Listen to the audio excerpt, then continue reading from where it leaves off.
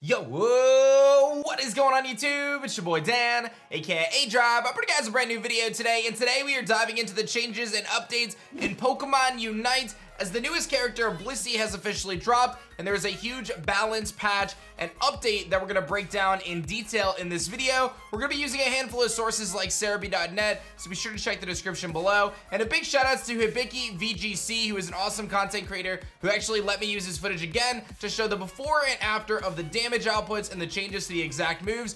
I'll put a link to all of Hibiki's stuff in the description as well, and I encourage you guys to check out his Twitter. He offers coaching lessons for Pokemon Unite through Metafy and much, much more. Again, an awesome person who's hooking us up with his footage, so show some love there. Otherwise, hit that like button down below, and of course, subscribe to the channel if you guys are new for Pokemon Unite content. I stream pretty much every single day, so without further ado, let's jump into the patch news, everything going on, and then at the end of the video, we're gonna mess around with Blissey as well and kind of take a look at the new character. Let's do it. So first thing to note is they added Hollowware for a few different Pokemon. All this stuff was leaked previously, but the Pikachu Hollowware is out, Snorlax Hollowware, and Eldegoss. No doubt in my mind that the Snorlax Hollowware is the best one. I mean, I have no doubt about that. I think that's the best one. So let's break down the changes. So the first Pokemon that got some adjustments is Crustle, and I'm a Crustle main, so we're gonna take a look at this. Stealth Rock had its cooldown reduced. It was previously an 8-second cooldown. Now it is a 6-second cooldown. That's pretty significant because I'm pretty sure X-Scissor is a 9-second cooldown. So that means 50% of the time you can attack faster with Stealth Rock, which is an AoE damage dealing effect that increases damage the longer the opposing Pokemon is in the Stealth Rock. And they changed the damage significantly. It was previously 3873, now it is 6262. So it's pretty much like a 70-80% increase on damage on Stealth Rock. So that's pretty significant. I'm really excited for that. I'm not necessarily convinced that Stealth Rock is going to be meta because Crustle's X's are so good at pushing enemies away from objectives, but Stealth Rock has a place in fighting objectives like Dreadnought, Zapdos, and Rotom, being able to deal that kind of residual damage over time. And now that it's increased so much, I'm really thinking that this could be meta. And then its last adjustment was Rock Tomb, which was way less used than Shell Smash. They increased the damage on Rock Tomb. I don't think they tuned this too much, so it went from 541 to 636. So not a huge significant increase in terms of damage on Rock Tomb, but nevertheless, still really powerful. I would say that I'm going to be testing Stealth Rock Shell Smash today because I think Crustle's mobility is super good, but obviously the kind of intended set is to run Rock Tomb, trap them, and then force them into the Stealth Rock. Very, very good stuff. I just feel like Shell Smash is so good. So I'm going to be messing around with Crustle later today on my live streams for sure.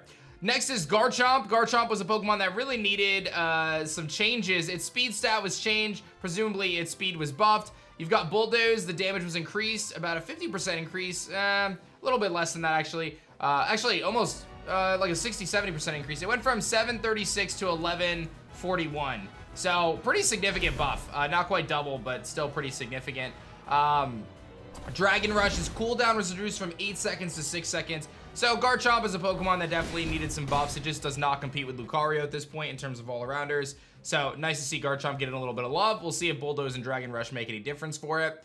Slowbro getting some changes. Surf's CC effect, or its crowd control kind of stun effect, has been reduced. So previously it would like stun you for 2-3 seconds, it felt like. It's not going to stun you for nearly as long now. Scald had some bug fixes, and then they increased the damage of Scald up from 1539 to 1743, and then 2042 after a burn. So pretty significant increase if you get the burn on them, and a nice little buff on Scald in general. I still think Surf is probably going to be Slowbro's best move. The next thing is probably the biggest changes to this patch and the most impactful changes, and that is to the S-tier Pokemon Snorlax. Snorlax, of course, is the premier defender in the game. As a Crustle main, it pains me to say that, but it's just simply facts. Heavy Slam has its damage reduced from 1806 to 1717. Really not a huge change.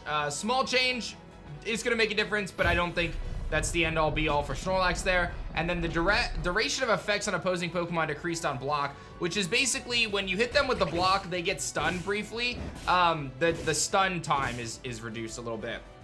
Flail had a move upgrade, and then Power Nap had its HP restoration decreased, so your ult is going to do a little bit less HP restoration. Flail's going to be a little stronger. The reality of it is, I think that it's a good thing in my mind that they did not overtune Snorlax. I still feel like Snorlax does what it needs to do here. I haven't experimented block myself, but I think that, you know, its Heavy Slam damage is not reduced a ton. Its block damage is you know, the effect is reduced, but it still does what it's supposed to do, right? Block, which is to seal off objectives. I'm going to go out on a limb and say Snorlax is still going to be the premier defender, but we'll have to see how Stealth Rock Crustle plays out. Then one of the biggest changes, and probably, I would say that this is actually the most impactful change, is Greninja. Greninja had its smokescreen kind of adjusted, so it's not nearly as effective, and then it has a cooldown increased by 2 seconds. Smokescreen is really, really powerful. And then instead of changing Surf, which is what most Greninja mains are running right now, and Greninja's become one of the best characters in the game, they actually changed Water Shuriken. Water Shuriken is ridiculous right now. They made it so it's a 5-second cooldown instead of a 7-second cooldown. And now the damage is 890 per hit, and you can have up to a 5340 total damage, which is a significant increase over what it previously was. Double team's cooldown was also reduced. I think that Water Shuriken Greninja might actually be crazy. I think it might actually be crazy. If you're a Greninja main, I know you've been running Surf because it adds so much longevity with the HP recovery.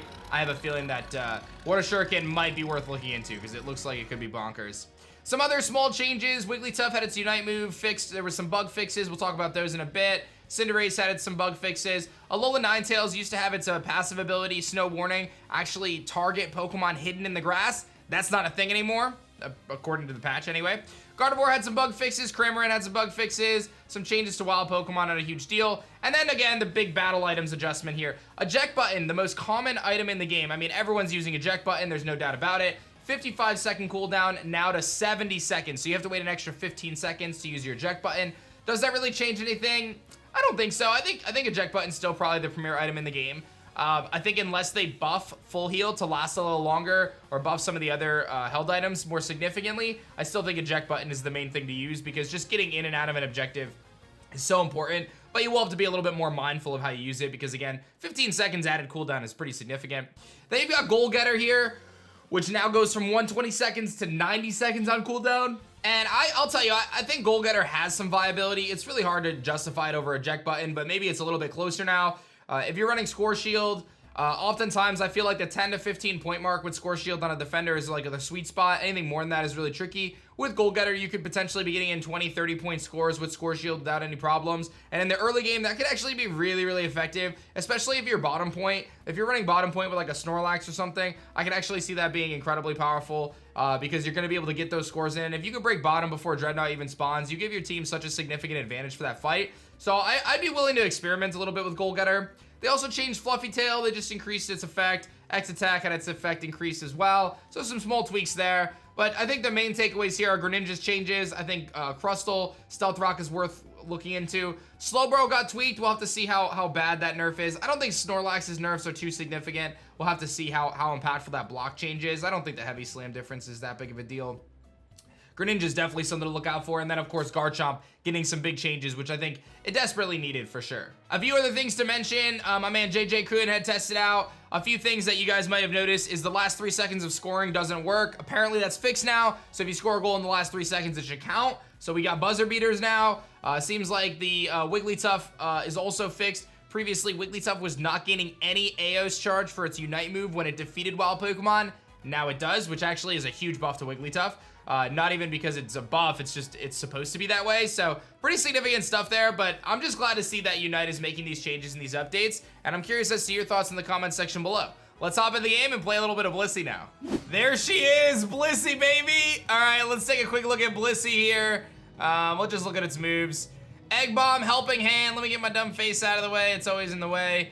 So we actually covered this in a previous video discussing how these moves are gonna function. I'm feeling like, I mean, these boots sound good. Egg Bomb gives you some damage. The big thing though is Soft Boiled, man. I feel like Soft Boiled is gonna be huge. Safeguard, and then of course Bliss assistance there. Let's just hop into a game with it, a practice match. Let's just take a look at Blissey. I've got Potion on it because I obviously haven't unlocked it. And we'll just kind of see how it feels. I think it'll be great. I'm excited for a new supporter. Okay, so you start off, we've got Pound, so let's see how that feels. Not quite like Snorlax's Tackle. It doesn't quite lunge forward, but still really cool. And now we have Heal Pulse. So you can pound forward, got a good amount of pound. And it looks like Heal Pulse actually has like a pretty significant radius in terms of what it can do. At level 4, you evolve into Blissey, and that's when you get access to either Soft Boiled or Safeguard. And this is, wow, Soft Boiled has this kind of array. Can you heal wild Pokemon? No, but that's, and look at the cooldown on it. You get 3 of them. So you could very quickly heal up your allies That's gonna be nuts, dude. That's actually gonna be nuts. And then once you get to level 6, you actually max out your moveset in Egg Bomb. And that's really, really good. I'm not gonna lie. The fact that at level 6, you have your full moveset, it's much like Wigglytuff. So you get your premier support move at level 4 when you evolve, and then you get your kind of offensive move, or you can run Helping Hand at level 6. I feel like that's actually really, really good for Blissey. And given its incredible bulk, I feel like this Pokemon could be pretty nuts.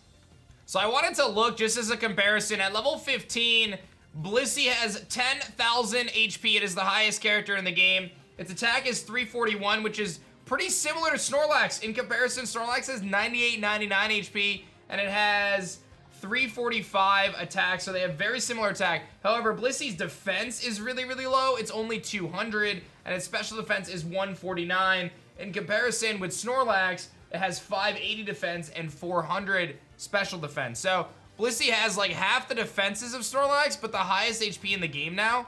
And I feel like that's pretty fair, right? Because Blissey's supposed to be a supporter, not a defender. So it's not gonna quite take hits the same way as like a Snorlax will. I will say a better comparison for Blissey in terms of its bulk is actually Eldegoss. Blissey and Eldegoss have the exact same defense and special defense stats. So if you're looking for a reference, Blissey and Eldegoss have the same defense and special defense stats. However, Blissey has a higher HP by almost 2,000 HP, which tells me that Blissey might just take the reign for Eldegoss. Eldegoss has a couple things going for it, but I think Blissey might end up being really, really meta pretty quickly, especially since Eldegoss is one of the best characters in the game.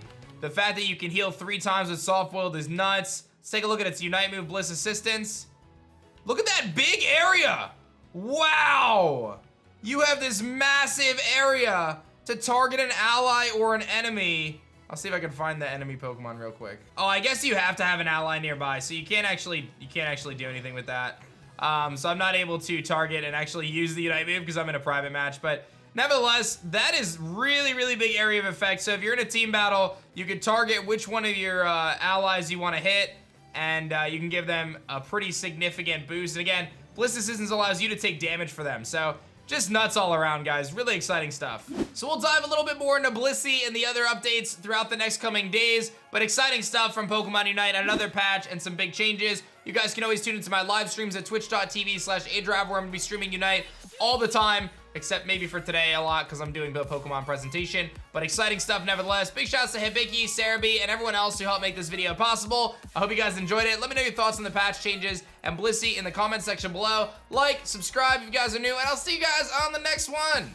Peace.